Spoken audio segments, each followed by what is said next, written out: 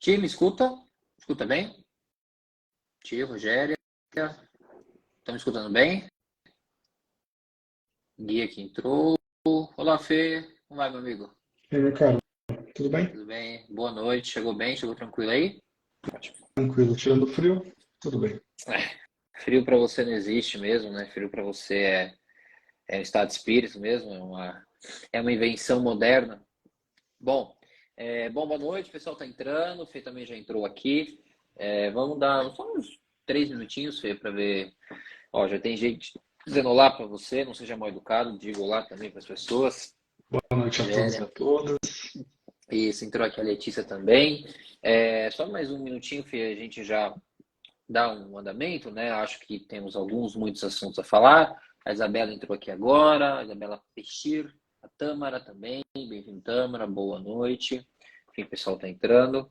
Eu já deixei aqui separado, você deixou separado também o livro aí ou não? Como é que está? Ou não Sabe que eu sou está uma pessoa muito esquecida e está no outro quarto, né? Está no outro quarto, ok, não vamos lá. Não há problema. A Leonilda chegou também, bastante gente aqui na área da psicologia, né? Ó, que legal. Os psicólogos, psicólogas, sejam todos muito bem-vindos, né? Joquene Alves, esse nome aqui não é estranho, hein? Esse sobrenome aqui, uma pessoa parece que importante, uma muito bem educada. Boa noite, Joquene, né? Bem-vinda aqui, né? Fico feliz em tê-la aqui conosco. Tenho certeza que o Felipe também. A Nicole Rido também entrou. Boa noite, Nicole. Bom, vamos lá, Fê, porque a gente não tem. Patrícia agora entrou, boa noite. As lives do Instagram, elas se permitem até 1 hora. E, enfim, é absurdamente rápido, incrível, e a gente não consegue, às vezes, falar tanto. Então, vamos lá. Bom, bem-vindo a todos, né? Boa noite uma vez mais. Fico muito feliz aqui de estar recebendo o professor Felipe, que, curiosamente ou não, também é um dos grandes amigos que a vida me felicitou, né? Que me ofertou a conhecer. Para quem não conhece o Felipe, né? Acho que algumas pessoas que já são do Instituto, já viram o Felipe conosco, tal, talvez até da outra escola em que ele se formou. O Felipe, ele é psicanalista clínico, né? Formado pela Associação Brasileira de Psicanálise Clínica, né? Possui graduação também em Relações Internacionais, realizando estudos sobre tolerância e intolerância no mundo contemporâneo, né? Ele não colocou aqui, mas é um grande entusiasta da teoria da escola de Frankfurt também, né? Atuou no desenvolvimento de um núcleo social, né? Não só um núcleo social, Felipe, o núcleo social da Faculdade do Centro Exato. Universitário de Belas Artes, conhecido como BANS, em que não só ele atuou, mas foi um dos principais dirigentes ao longo de toda foi o dirigente, na verdade, ali, né? Toda a condução, com trabalhos voltados para diferentes grupos na área da vulnerabilidade social, né? Então, apresentando aqui o Felipe, com a formação em psicanálise, com a formação em relações internacionais, com uma formação aí também na área do social, e um rosto novo, né, que a gente está colocando aqui também, com muita felicidade, aceitou o convite de bom grado para com o IHP, com uma live, e dando tudo certo, também um rosto futuro aí para os nossos cursos, né, um professor aí futuro que certamente agregará muito, e, enfim, vocês não têm dúvida, irão amar aprender com ele, porque de fato ele é muito bom. Enfim, vou deixar que vocês descubram isso para não falar que eu estou, né, inventando. Bom, então a proposta de hoje, para alguém aqui que já viu ou está perdido, é nós comentarmos um pouco sobre esse volume, né, o volume 3 da obra da Companhia das Letras do Freud, que tem como escrito, né, o título de Primeiros Escritos Psicanalíticos, que foi o último, né, volume lançado pela Companhia das Letras. Para quem já acompanha a gente aqui sabe que a gente sempre fala por que a gente usa a Companhia das Letras, porque é a última tradução. Tem outras editoras também que balizam muito bem disso, mas é uma tradução direto do alemão para o inglês, então do alemão para o português, então já é melhor, é uma coisa que interessante. Olá, Alan, boa noite. Então, é uma companhia e uma edição muito recomendada.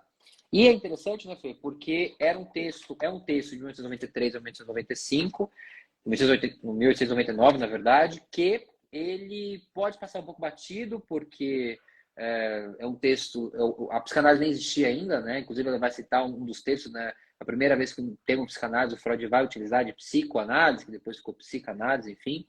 Mas é um texto que, como nós já falamos em outro momento, ele é extremamente rico.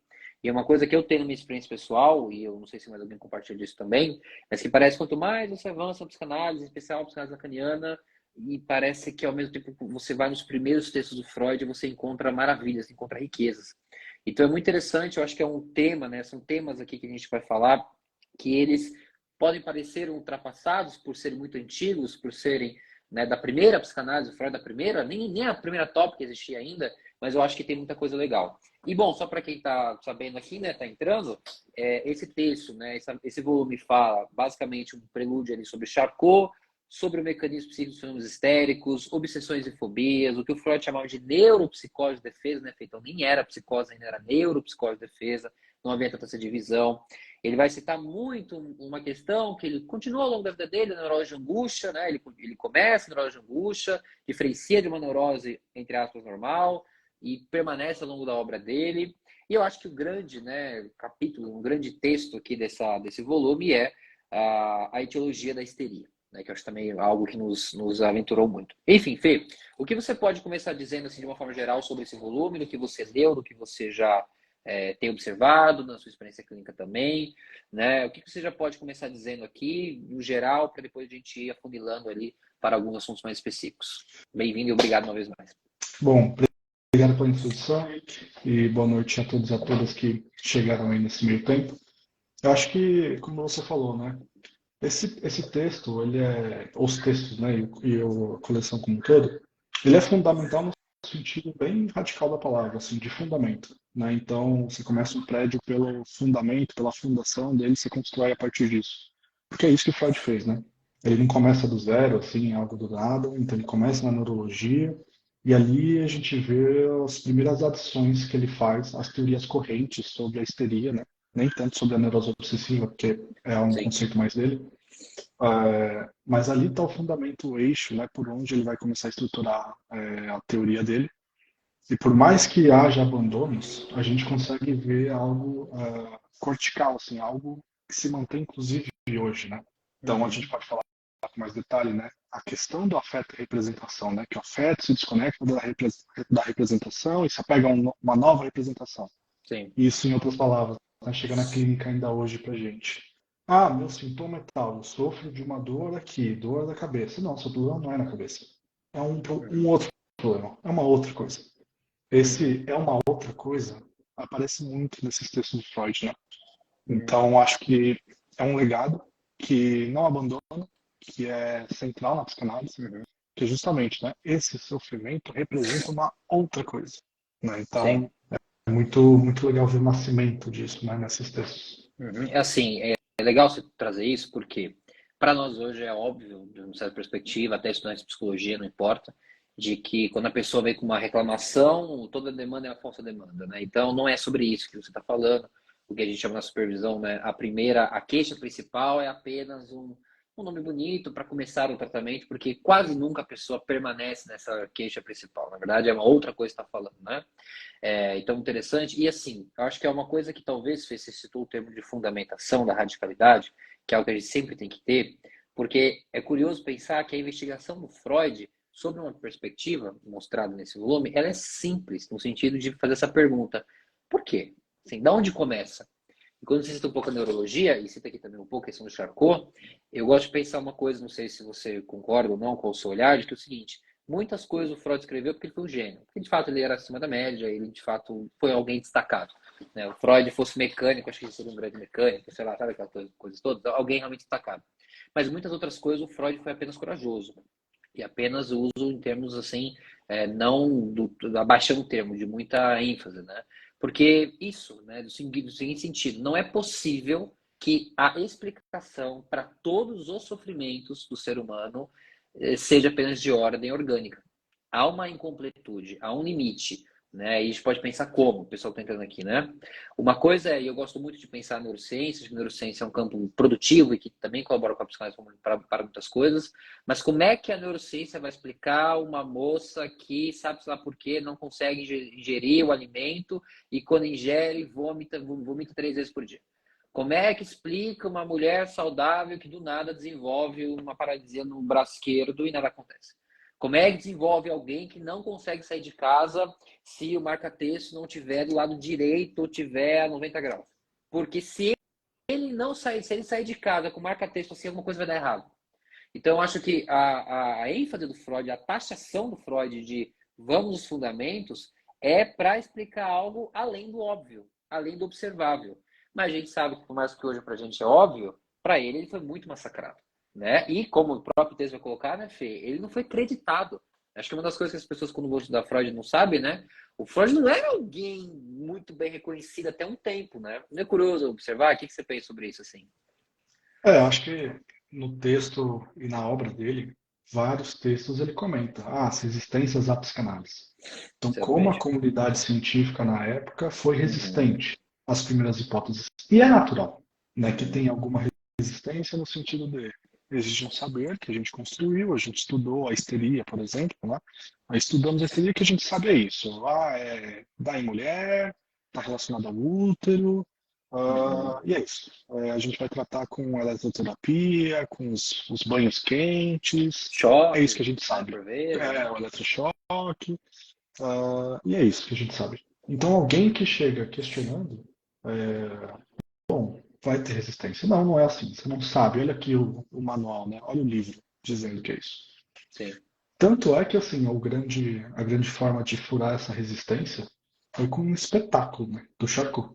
Charcot, sim. né, para o pessoal que não conhece, ele chegou a um nível muito alto, né, na carreira dele, foi diretor de um grande hospital na França, e aí tinha a ala das histéricas, né, das mulheres histéricas, que antes se entendia, né, que era ou só de mulheres ou principalmente de Sim. mulheres. Hoje a gente já tem essa posição revista, né? E Felizmente, né? ele, felizmente, e ele fez um espetáculo barra demonstração, né? Que basicamente consistia em colocar sob hipnose, né, duas pacientes, por exemplo, e então uma estava com enjoos recorrentes e a outra não conseguia mexer o braço. Olhava organicamente perfeito estado de saúde, então não sabia por que que enjoava, por que que não mexia o braço. E ele falava, você que está enjoada, agora você não vai conseguir mexer o braço direito. E você que não mexe o braço direito, agora você vai ficar enjoada. E aí ela saiu da hipnose com esses sintomas. Então aquela que era enjoada não consegue mexer o braço e passou enjoo. E vice-versa. Então, precisou de um espetáculo para dizer, olha, não é orgânico. Porque se fosse orgânico, não importa a sugestão da hipnose. A mulher não ia conseguir mexer o braço direito. A Uhum. outra ia continuar enjoada. Né? Então precisou de um grande espetáculo, né? Uma grande demonstração, bem espetacular Sim. mesmo, né? Que choca isso. Para que rompesse, começasse a romper essa barreira. Isso foi, o Freud foi estudar com Charcot em 1885, e aí a gente vê essas publicações aí nos próximos 15 anos, mas principalmente na última década, né, do século XIX, do Freud, trazendo algo ainda mais chocante para a época, que é a questão da sexualidade. Né? Uhum. Agora, olha só, né? Para quem quiser saber, né? Para quem quiser, alguém nos deu boa noite, Cida. Tem um livro que eu acho que está aqui, não tá, tá. Enfim, depois eu pego, depois pode recomendar, que é dos professores Marco Antônio Coutinho Jorge e Natália Pereira Travasso, que é Histeria e Sexualidade, né? São 3 volumes. O terceiro ainda está para lançar. Um é sobre a histeria, outro é sobre a transexualidade, eles vão lançar um terceiro sobre a bissexualidade. Nesse da histeria, Fê, eles contam algo que eu particularmente não sabia, de que na época do Charcot, ele ficou tão aclamado de que as ruas de Paris, que não é grande, é claro, mas as ruas parisienses lotavam. Então, literalmente, a cidade parava. Quem não estava em tratamento com ele ficava observando. Né? Então, foi realmente. Tem um capítulo chamado As Epidemias de Histeria ao Longo da História. Uma delas foi a de Charcot. E aí coloca, então, um contexto histórico aqui do que o Fê fala, que é bem legal. Agora, Fê, vamos aproveitar que você adentrou na histeria, e talvez vamos ver se a gente consegue fazer uma certa perspectiva da etiologia da histeria, e depois vai para a neurose obsessiva. No texto aqui, a Etiologia das Neuroses, 1996, eu vou destacar uma frase que eu me lembro que quando eu li, eu mandei para você, e assim, é absurdo, até um pouco ridículo, do quão contemporâneo isso é, de que aconteceu na minha clínica hoje, na sua, de qualquer clínico. É exatamente assim. Ele vai falar sobre o mecanismo de lembrança, de rememoração da histeria, e está escrito: a lembrança agirá como se fosse um acontecimento atual. Há, por assim dizer, a ação póstuma de um trauma sexual. Né? Então, ele vai explicar, trocando em miúdos, de que a histérica, antes só histérica, ela vive o trauma do passado como se fosse hoje. Como é possível isso? Isso é muito bom, né? Uhum. Ele deu em um outro texto lá no Cinco Lições de Psicanálise, ele traz um exemplo, né?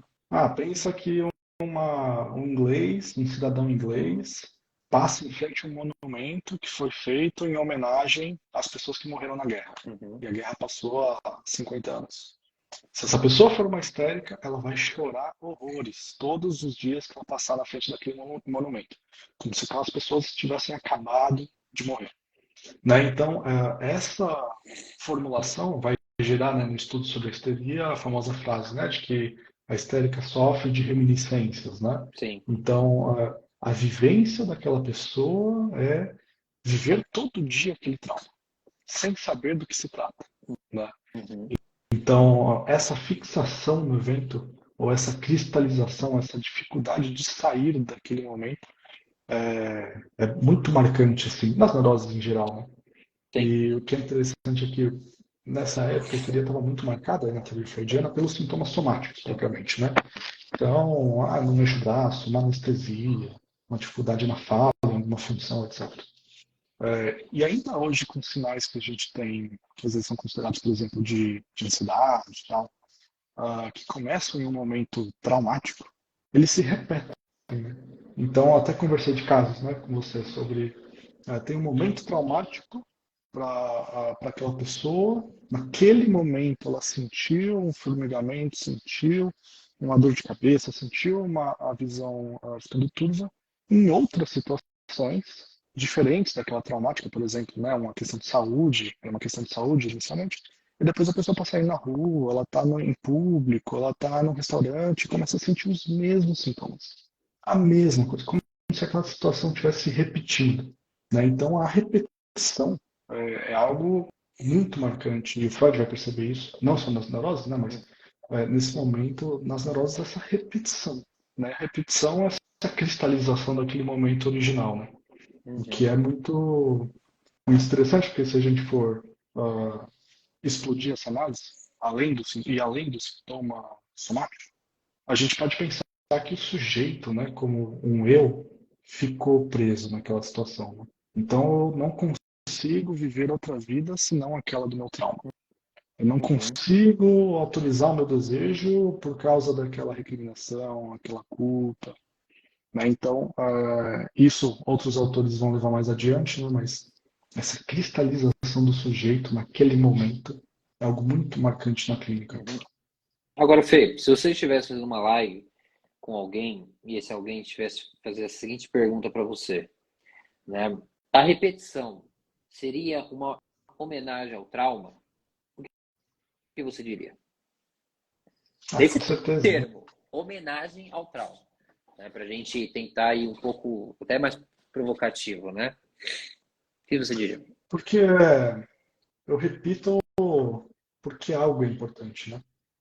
Sem isso, não consigo viver. Não sei como viver sem isso, né? Uhum. Não sei como viver sem ser desse modo, sem medo de falar em público, sem esses sintomas, sem essa repetição. Então, aquilo que é fundamental merece homenagem, né? Tanto é que é Por muito mais comum na pior que clínica, né? seja, né? Por pior que seja. Por pior que seja, né? E é bem comum, assim, às vezes na clínica, a pessoa está falando de um medo, ela não entende muito medo, e aí ela, na análise, se dá conta, assim, da origem do medo e fala, nossa, isso aqui, pô, não tem nada a ver, né? Por que eu tenho medo disso? Não faz sentido eu ter medo disso. E simplesmente não tem mais medo, né? Uhum. Porque é como a criança que descobre como a mágica é feita, né? Perde a graça. Que no caso, Então, a mágica existe, né? Para quem não sabe, mas continue. são Mágica, debates aí. como é feita a mágica? Mágica, mas tudo bem. Vamos É, deixar as ignorâncias de lado aí. Vamos então, lá. em muitas situações é isso que acontece, né? O sujeito percebe ali que o afeto que ele tem, aquele medo, está ligado a uma representação, essa conexão para ele hoje não faz mais sentido. E aí, esse sintoma, essa situação, deixa de valer uma homenagem. Então, o sujeito deixa Uhum. de repetir. É porque É descobre esse bizarro, né? mecanismo, Ah, né? É bizarro, né, Fê? Essa questão, você citou algo muito importante da fixação do eu, né? Na identidade.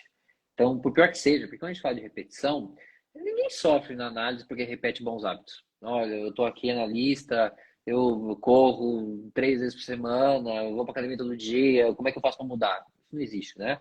Então, a repetição ela tem uma conotação de algo negativo, de algo que eu estou repetindo porque eu não queria. A Isabela colocou interessante, é como se eu raço o trauma, exatamente. E é muito interessante, Fê, porque a histeria ela tem esse poder, e eu não consigo usar outro termo melhor, não só de se fixar as cenas que de fato aconteceram, como se fixar as cenas que não aconteceram. É maluco observar, na experiência teórica e em especial prática, né, como que existem muitos histéricos que sofrem violentamente, repetidamente, de cenas que não aconteceram. E que, se há alguma lucidez na análise, eles vão até dizer, olha, não aconteceu, ou acho que não aconteceu assim. Mas é interessante observar que para o psiquismo, né, em termos bem freudianos, pouco importa se a cena aconteceu ou não. Importa como se você acreditasse nela. É como se fosse até um mecanismo da fé. Né? Pouco importa se o tal Deus ou tal religião tem razão ou não, se é racional ou se é teologicamente comprovado. Eu quero acreditar, né? Para mim é. Né? E essa eu quero acreditar, e é claro, isso em palavras, provoca um impacto na vida da pessoa que, de fato, não precisa acontecer algo para eu sofrer. E eu posso passar a vida inteira sofrendo por alguma coisa que muito possivelmente nunca possa ter acontecido. E como ele vai colocar aqui, né? Acontecimento atual, e você estava dizendo, né? Então a pessoa sente ali, né? Um caso de abuso sexual ou que não aconteceu, eu sinto, né? Ele chegando perto, a pessoa chegando perto, o toque e tal. E quando você observa isso na clínica, que foi algo que o Freud depois abandonou na teoria da sedução, né? Que todos os histéricos eram abusados, ele abandonou, enfim, teve até uma contação pessoal. Mas eu acho até incrível essa observação de que a histeria inventa emoção, né? Isso para uma pessoa muito racional, às vezes pode ser uma facada no coração, né? Mas é um pouco por aí, né? É o poder da fantasia, né? A gente pode pensar, inclusive, a clínica como uma clínica sobre as fantasias, né, do sujeito, Sim. né, muitas vezes. Porque acho que isso é muito comum quando os analisandos chegam com questões da infância. Ah, porque eu acho que meu pai foi muito bruto comigo, porque eu acho que minha mãe me abandonou. Eu sinto que. E às vezes nem foi isso. Às vezes o sujeito volta outro dia e fala: Nossa, eu estava conversando com a minha mãe, ela me contou tudo que ela fez por nós. Estava conversando com meu irmão falou: Nossa, lembra Não quando o foi pai fez tal assim, coisa? né? Não foi assim. E a pessoa, putz, realmente não foi bem assim, mas ainda assim me sinto abandonado. Ainda assim me sinto rejeitado. É. Porque é isso que importa no final das contas, né? O que a gente faz com o que fizeram da gente, né?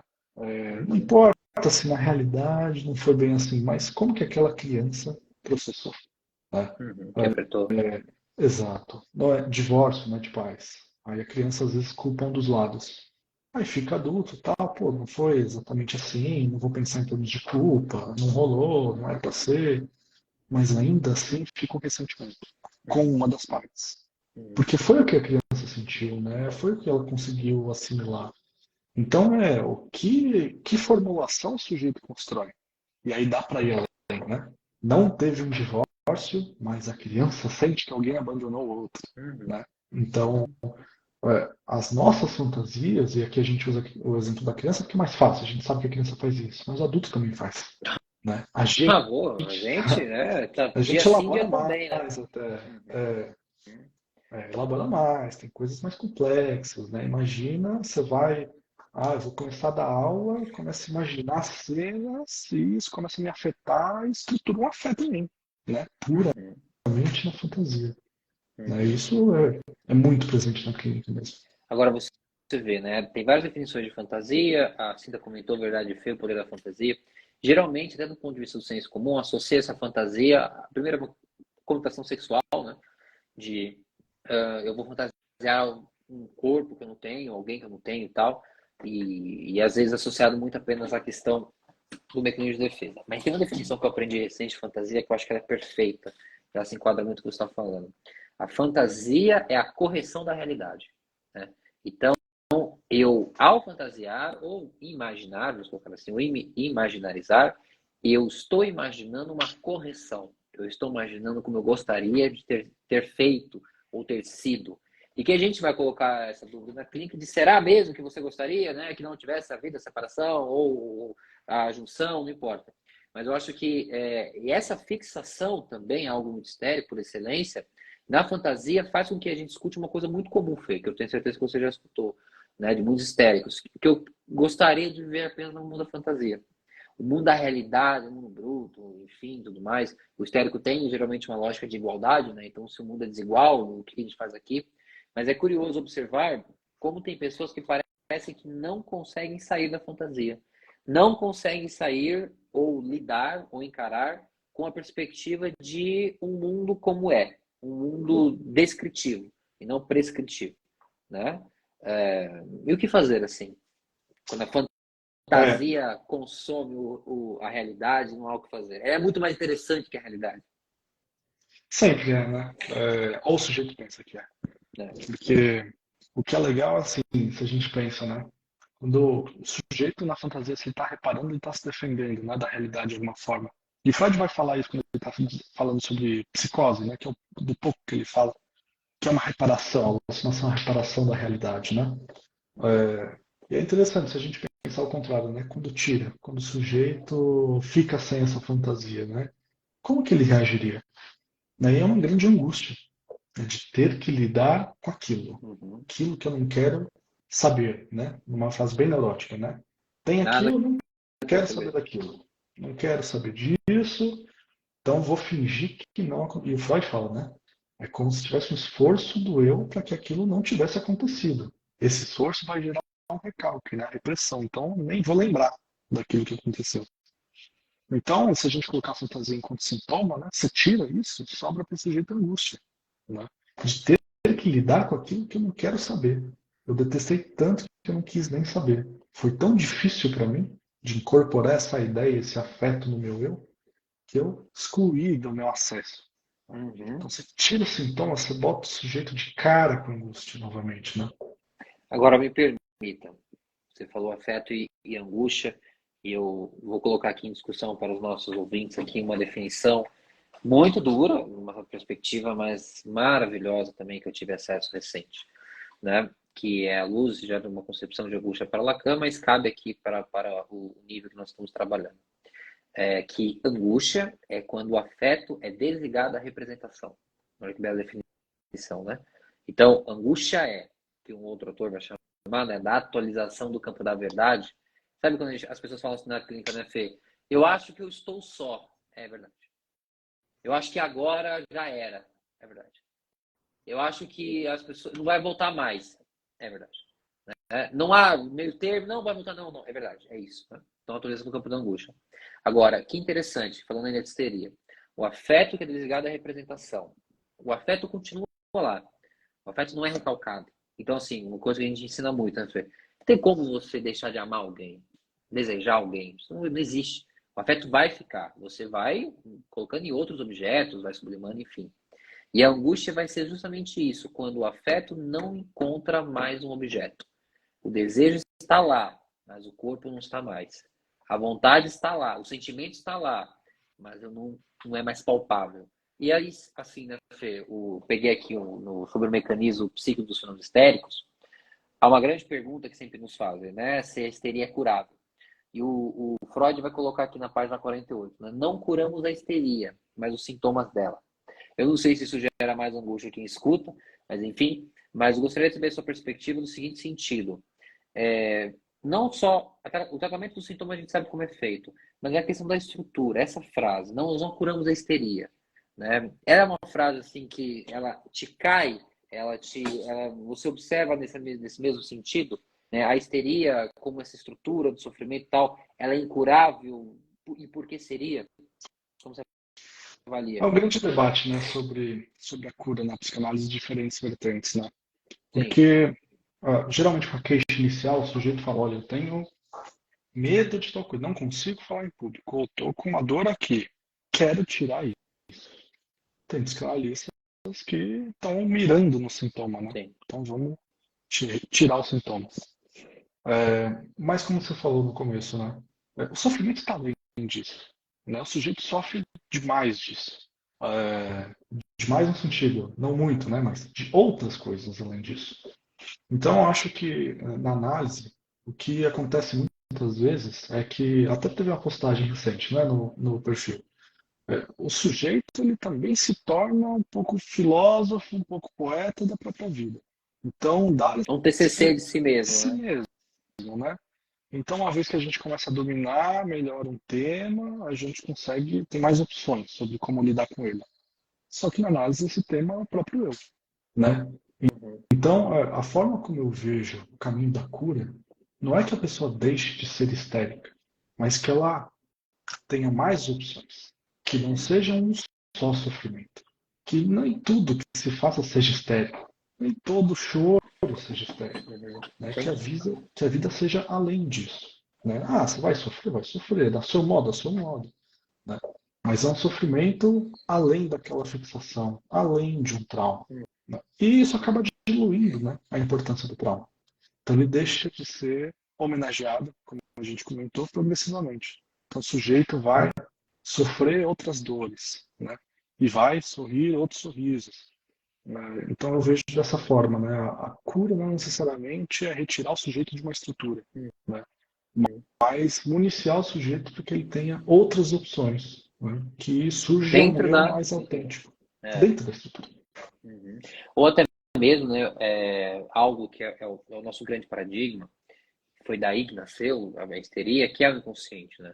Então, quando a gente fala e é taxativo e vai falar todos os dias de que se o inconsciente não existe, se ele, né, não é uma hipótese plausível, então os caras acabam. Tudo que nós escrevemos é a partir dele, né? É dele. E é claro que não é uma live, não é sobre inconsciente, a gente pode depois fazer um dia, mas eu acho interessante quando você observa a questão de ir além, né, do próprio mecanismo, porque hoje o diagnóstico, Fê, ele tem sido uma muleta para muita gente, né? Ele tem sido escapar, né? Então, como a gente coloca, né? A gente vê na clínica, a pessoa na clínica e fala assim, eu sou bipolar no tipo 2 do CID e tal, eu sou borderline diagnosticado. Ok, não que isso não seja verdade, mas há uma limitação, principalmente na parte da psiquiatria, né? Dizendo, da pessoa ao diagnóstico. E como isso é raso, né? Por mais que a pessoa seja, vamos dizer que a pessoa seja borderline, seja bipolar, enfim, qual tipo. Isso é uma parte da vida. Né? Ninguém é bipolar o tempo todo. Não são todos objetos, todos afetos, o borderline é a mesma coisa. Então, eu acho interessante que, assim, o diagnóstico, sob nossa perspectiva, ele limita a experiência, né? E ele reduz, nomeia, define, e muitas pessoas se prendem nisso, né? Então, não sou além disso. Isso acontece no nosso campo, né, Fê? Quando alguém está começando a usar psicanálise, né? Ah, eu descobri que eu sou histérica, por isso eu faço isso. Não deveria ser assim. Né? Primeiro que isso não é um traço de personalidade, né? Não é uma coisa que você é, depois não é, enfim, tudo mais. É um resultado de uma série de conjunturas, enfim, interpretações e tal. Mas não deveria, né? Eu acho que uma coisa legal também que você pontua é de ir além do próprio sofrimento, ir além da queixa, ir além do sintoma. E é algo que eu gosto de pensar muito assim, feio. Eu vejo que as pessoas têm dificuldade, não sei a sua opinião. Como é difícil para as pessoas falarem do que gostam na análise, né? Assim, legal, resolveu, vai, melhorou, coisa e tal. Fala o que te dá prazer. Fala o que dá prazer. O que você fez, o que você gosta de comer, falar, beber, transar, ler, viajar. E assim, não descrever, mas falar. Às vezes eu percebo, Fê, não sei sobre o seu olhar, há um vício na narrativa do sofrimento. E que a pessoa sabe muito bem descrever como ela sofre, mas não tem a menor ideia de descrever como ela tem prazer. Já acabei sessões exatamente nessa pergunta. Não é mesmo? Mas me conta, o que que você faz no seu dia que você gosta? Isso eu não conseguia responder. Acabou a sessão. Volta na semana seguinte, fiz A, fiz B, fiz C. Lembrei que eu gostava de tal coisa, lembrei que eu gostava de tal atividade. Vou fazer, vou comprar roupa, vou fazer um monte de coisa. Lembrou, né? Então, assim, Estava onde ali, é né? que está o sujeito? Onde é que estava esse sujeito? Estava imerso, né? Debaixo de um monte de coisa, um monte de tarefa, um monte de sofrimento, né? Porque muitas vezes é isso, essa limitação até do que o sujeito pode sofrer, né? Ah, chega na clínica. Queixa inicial. Ah, eu sofro porque eu sou borderline. Eu sofro porque eu sou bipolar. Tá, mas o que você não gosta na sua vida? Ah, meu pai me abandonou. Você vê que Né? tá distante, né, do papel frio, né? Exato. E Uhum. aí, tá bom. E aí, me conta aí. Fala aí. O que é seu pai? Quem é? Como que foi? Né? Blá, blá, blá, blá. E fala um monte de coisas livres. Né? E aqui é importante também a gente ressaltar esse papel da fala, né? Porque quando a gente vai pensar, e o Freud demarca desde esses textos, né? O afeto, o que que a gente recalca, né? A representação, aquela memória, aquele evento, aquela pessoa, isso que a gente esquece. Mas o afeto está ali. Esse afeto vai se apegar a alguma coisa. Na histeria, ele vai sair pela conversão. Então, a psicanálise dá a chance de uma outra saída, né? E a saída pela fala, né? Porque o Exatamente. sujeito acontece na fala, né? Esse afeto encontra uma palavra, né, para ser representado. Então, por isso que a gente pode pensar, né, muito como a gente vê nas redes sociais e tal, o autoconhecimento. A gente pode pensar em autoconhecimento, mas é um auto-reconhecimento, né? Porque está dentro do sujeito, né? O analista está naquela posição assim, eu não sei. Você precisa falar para a gente saber alguma coisa, mas está aí dentro, né? Uhum. Então é um reconhecimento de si. E é um reconhecimento e reconexão entre o afeto e uma representação que faz sentido para o sujeito, né? Uhum. O Lacan tem uma definição muito boa de inconsciente, né? Ele fala que o inconsciente é um saber sabido, porém ignorado, né? E se ele é um saber, ele deve ser interrogado, né? E o saber, é claro, é diferente da intuição que a gente tem, enfim, e é uma coisa mais complexa. Como está um pouco mais de tempo, Fê, eu gostaria só de fazer uma pergunta sobre histeria, antes da gente entrar na neurose obsessiva, porque eu acho que isso é bem marcante, e eu gosto de pensar algo, eu não vou dizer que isso é autoral meu, mas, enfim, algo que já me passou, que é o seguinte, né? Na histeria, o amor, ele é um direito, né? Por que que os histéricos, como um todo, com as suas exceções, é claro, eles têm essa fixação de que o amor é um direito, né? O outro tem o dever, eu tenho o direito de ser amado pelo outro. O outro tem a obrigação de me amar, o outro tem a obrigação de me desejar. Porque a gente observa, ninguém gosta de ser rejeitado, né? Isso é uma experiência que, se quem não passou, eu sugiro que passe para aprender um pouco sobre a vida. Mas, assim, há muitas pessoas que consideravelmente não suportam nenhum tipo de rejeição. E eu tenho por entendimento de que parece que é como se estivesse na Constituição brasileira, como se estivesse na algum lugar sagrado, e que diz, não, você não pode não me querer, né? Uma vez eu ouvi uma frase muito boa, né? Você não pode não me desejar. Você tem que me desejar, você tem que me querer. Eu tenho que ser sua, eu tenho que ser seu, você tem que pensar em mim amanhã pela manhã. Né? Como você observa essa questão? Se é assim mesmo que você observa? Que na histeria o amor ele não é uma oferta, o amor não é uma entrega, uma voluntariedade. Não, o amor é um direito. Você está ali amparado e tem que me amar. É muito interessante porque a gente, inclusive, pode fazer o paralelo inverso com a neurose obsessiva de como é difícil, né? O amor na neurose obsessiva, né? Como que Realmente. é barrado, né? Mas se a gente for pensar de uma forma mais tradicional, em Freud até, que não fala tanto nesses termos, né? Mas se a gente for pensar até pelos escritos iniciais, né? O Freud atribuía a histeria na etiologia a um papel passivo, né? De que algo, esse conteúdo aconteceu à pessoa histérica ou à histérica, né? Como eu colocava usualmente, e a histérica na posição passiva. Posição passiva no sentido de que algo aconteceu àquela pessoa, né? Então, o que seria a reparação, né? São as duas defesas que a histérica e o neurótico costumam fazer, né? Ou aquilo não aconteceu, ou se eu tiver algum conteúdo afetivo, sexual, que ele seja o oposto daquilo que foi, né?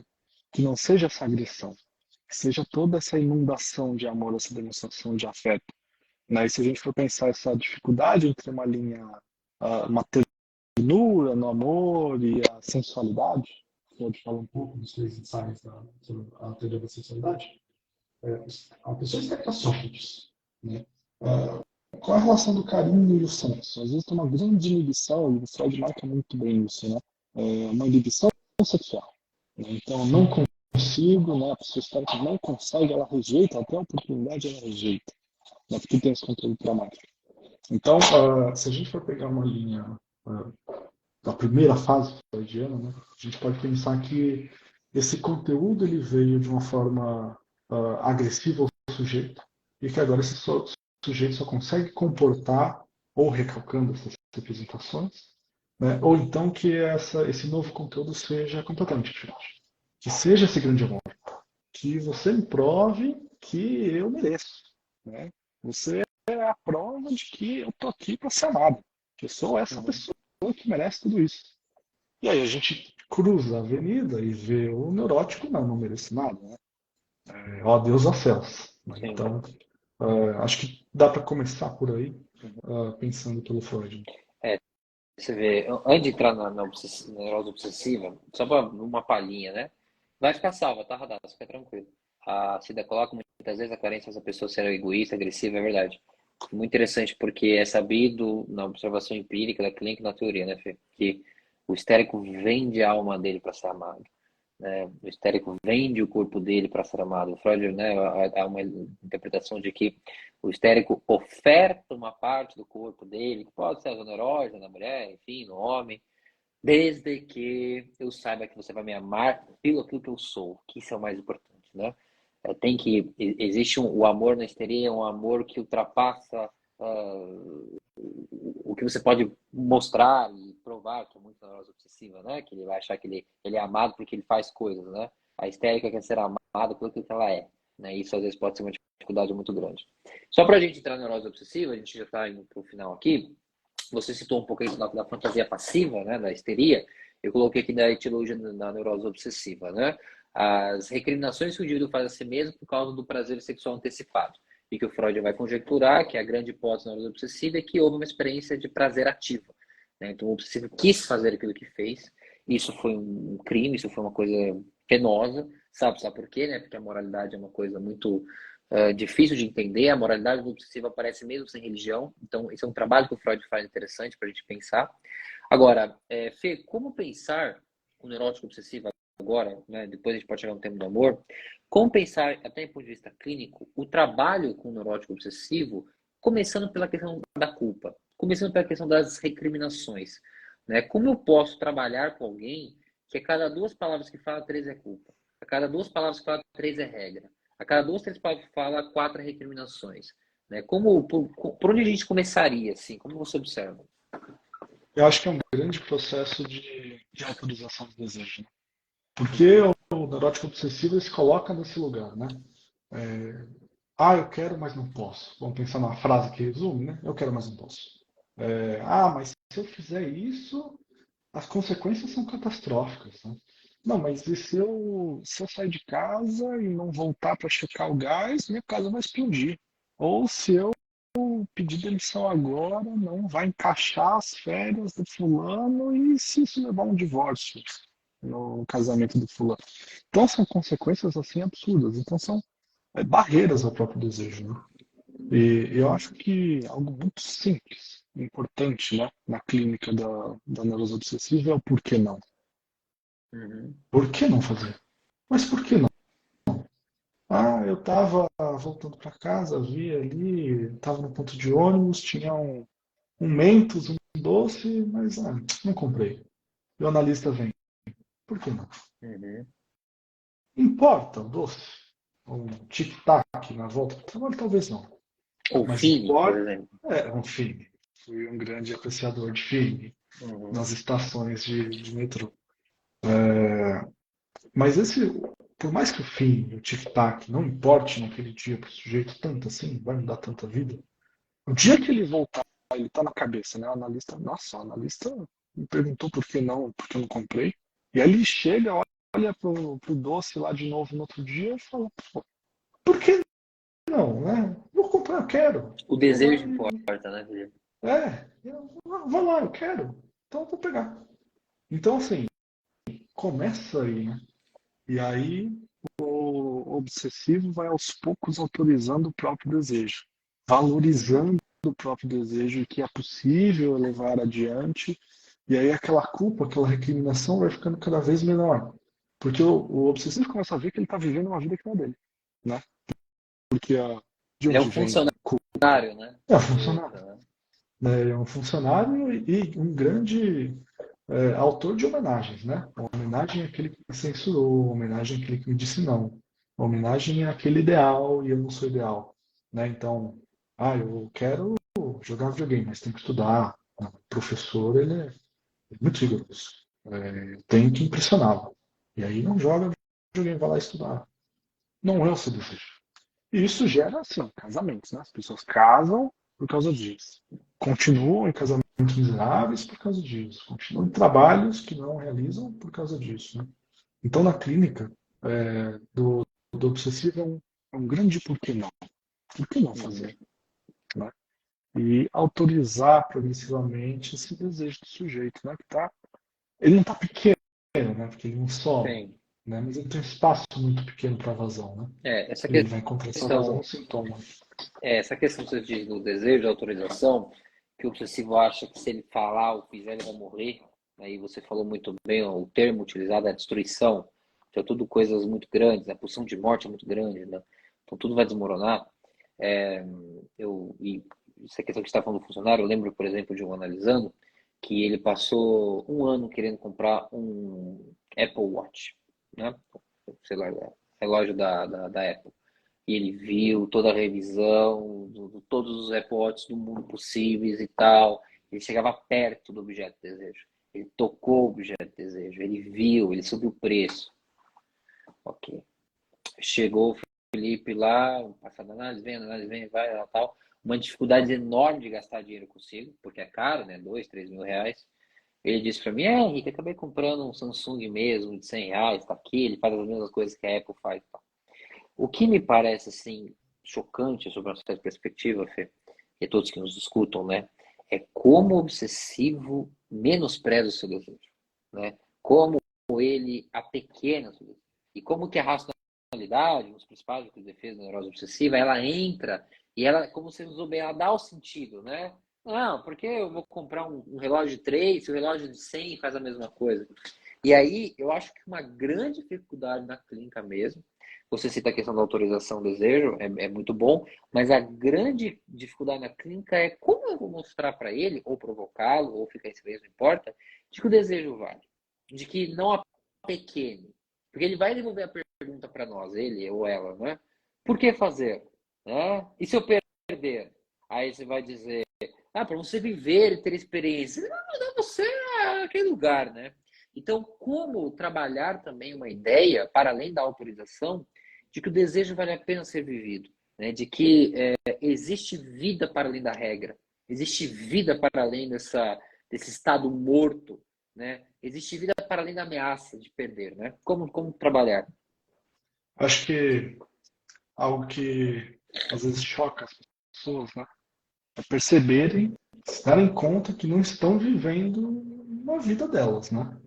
Porque o sujeito acha que aquela regra é dele, que Realmente. eu não faço porque eu não quero, porque eu estabeleci que eu não vou comer doce, porque eu estabeleci que eu sempre vou deixar tudo organizado em casa. Mas essa regra não é do sujeito, essa regra é do outro, né? E, por vezes, o sujeito percebe em análise que está vivendo uma vida que o outro desejou para ele, que escolheu a profissão que o outro desejou para ele. Então, é como o Freud disse, né? Chega um momento que a dor de não estar vivendo supera o medo da mudança. Então, Uhum. percebo que essa vida não é minha. Eu recebo uma promoção que foi todo mundo estava muito ansioso e estranho. Não estou tão feliz, trabalhei tanto, não fiquei tão feliz. Mas por que esse Uhum. desejo não é seu? Esse desejo é do seu pai, do seu chefe, do seu E um discurso, às marido. vezes, né, É um discurso que da você cultura. é um grande outro virtual. Ah, comprei um carro incrível, mas não sei, não é isso. E aí a análise do sujeito às vezes se dá conta, né? Pô, a vida que eu estou vivendo não é minha? Como assim? Essa regra não é minha? Esse desejo não é meu? Isso instiga, né? E aí essa dor de viver uma vida que não é dele começa a ficar maior do que o medo da abundância. E Uhum. aí o sujeito começa a apostar. Então deixa eu testar, né? Deixa eu Deixa eu fazer um ver o que teste. dá. Deixa eu comprar Só um esse pouquinho. doce. Uma vez Deixa eu só. comprar. Doses Por vai, né? homeopáticas, né? É. É, então acho que é muito no. Você pega no fígado, assim, né? Essa dor de perceber que você está vivendo uma vida. Tô nesse casamento, me dei conta que eu não quero estar. Era óbvio há 5 anos, né? Me dei conta. E aí surge a vontade de mudança. Agora, mais uma dificuldade, tá? Para pensar. Eu sei que você está trazendo ótimas soluções, mas eu estou trazendo dificuldades. Você falou um pouco. em relação ao professor, existe algo muito próprio da neurose obsessiva, que é a relação com o desafio, né? Então, a gente até pode brincar, né? Você quer extrair algo do neurótico obsessivo, seu desafio, né? Você apresente a ele um limite. E, se quiser, ainda além de demonstrar um limite, você subjugue, né? Você diga que ele não é capaz, né? Você bata, né? Você o puna. Até porque, se ele está sempre em estado de culpa, né? A punição é sempre bem-vinda. Agora, quando eu digo aqui de dificuldade, é o que a gente observa o seguinte: como que demora para o neurótico obsessivo, de uma forma geral, perceber que essa vida que ele está entregando, esse funcionarismo que ele faz, essa dedicação absoluta ao outro, que ele vai dizer que é motivado pelo desafio, né? Desafio do dinheiro, desafio de ser um bom marido, uma boa esposa, o desafio de ser algo importante numa experiência religiosa, desafio de ser um bom estudante, enfim. Como é difícil para ele entender que o descer, né? O não ser nada, o não fazer nada, não tamponar nenhuma falta, talvez essa seja a grande dificuldade ali, é um alívio. Né? Como é difícil para ele não encarar aquilo como desafio, não pessoalizar, você disse a questão da regra não ser dele, né? Não transformar isso para si e resolver, e superar. Simplesmente, usar um termo que os obsessivos detestam, né, Fê? Desistir. Olha que legal. Não fazer, não ir atrás, não tamponar nada, deixar como está. Eu vejo isso em especial a muitos obsessivos, né? Principalmente quando o problema está em outra pessoa, né? Porque eles são grandes heróis, né? Nós somos grandes heróis do outro, vamos salvar o outro e tudo mais, ou salvar o outro, como eu falo e tudo mais. Mas como que isso é difícil? Como há um salto de eu sair do desafio que me confere energia, gana, masculinidade, enfim, para o alívio de não fazer, o alívio de não entrar em mais uma guerra, evitar a batalha, né? A gente pode pensar que o obsessivo tem uma certeza, né? Uma certeza que depois que ele fizer isso, aí sim ele vai ser feliz, né?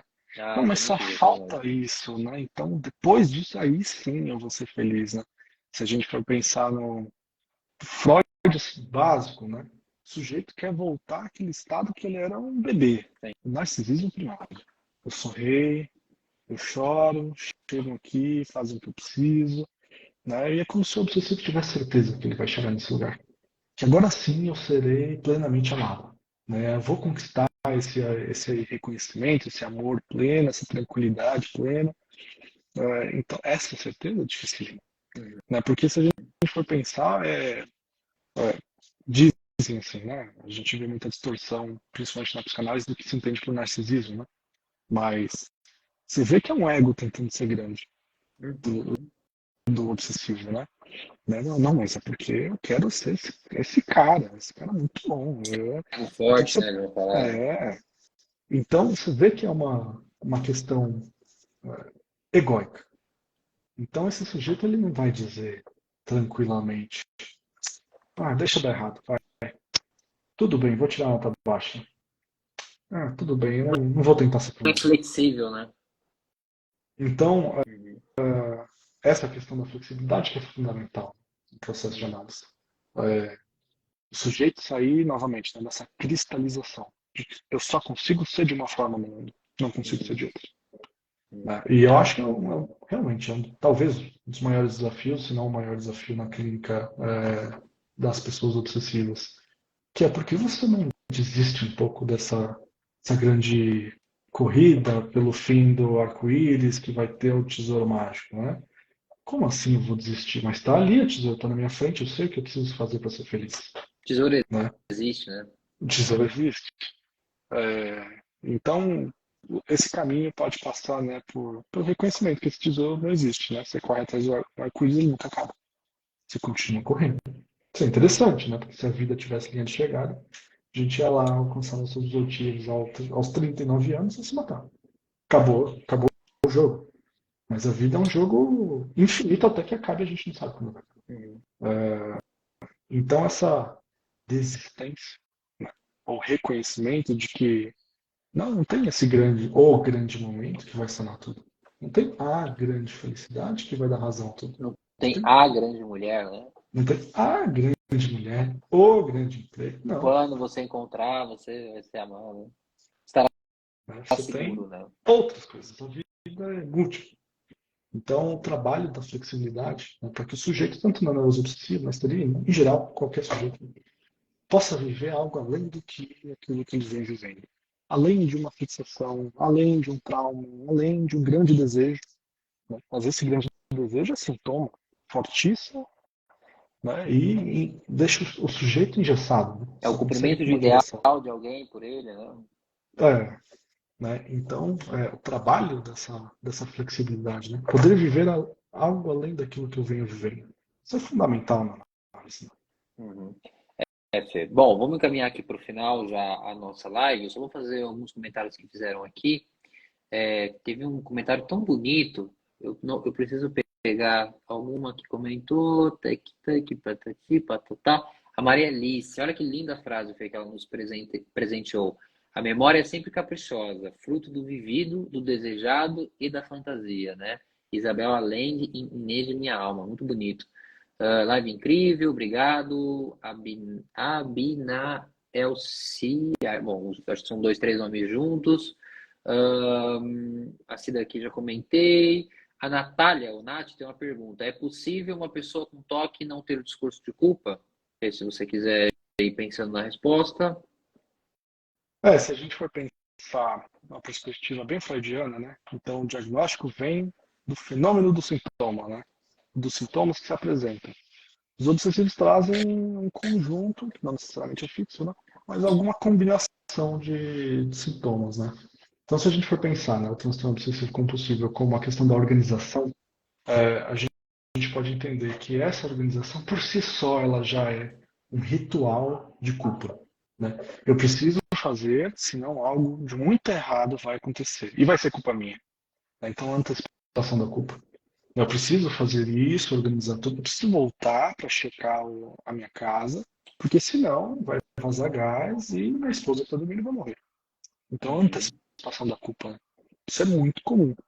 Agora, se a gente for pegar uma pessoa muito organizada, quer dizer que ela é culpada, aí a gente está começando a patologizar uma vida muito cotidiana, né? Ah, sim.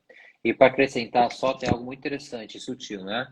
O toque, em especial, né, o transtorno obsessivo compulsivo, ele acha que ao organizar, né, as chaves, os livros, na verdade ele está organizando a vida. Porque eu acho que esse é o grande ensinamento que a personagem trouxe, né? Como o obsessivo é supersticioso. E a superstição se dá nos seus rituais, né? Então, e aí a grande explicação nossa, né? O toque, ele é um deslocamento para aquilo que o sujeito de fato não conseguiu organizar. Então, eu organizo meus livros, porque é muito mais fácil que organizar os meus desejos. Muito mais fácil que organizar os meus amores. Muito mais fácil que organizar aquilo que eu quero para a vida, né? Então, na verdade, o toque, enfim, a repetição, né, Fê? Ela é uma saída fácil, né?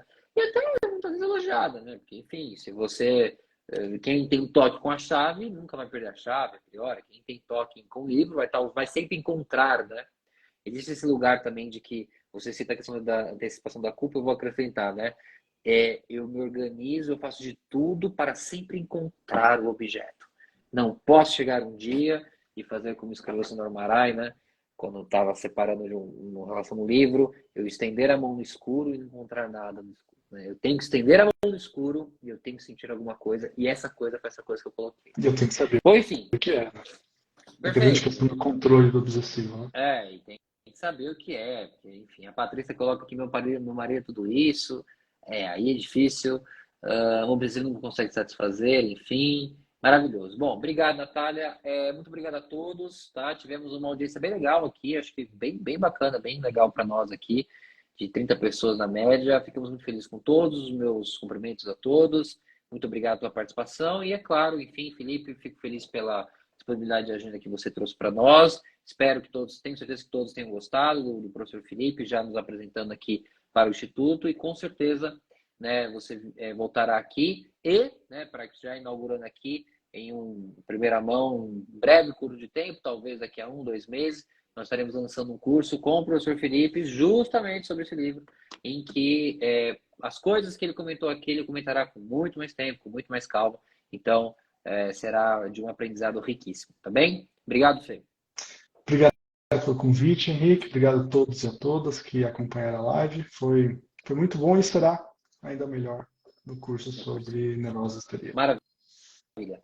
Queridos, um beijo, boa noite. A live fica salva, deve ficar no YouTube, senão o Thiago vai dar um jeito. Um beijo, boa semana, bom feriado e até uma próxima oportunidade. Tchau, tchau. Tchau, tchau.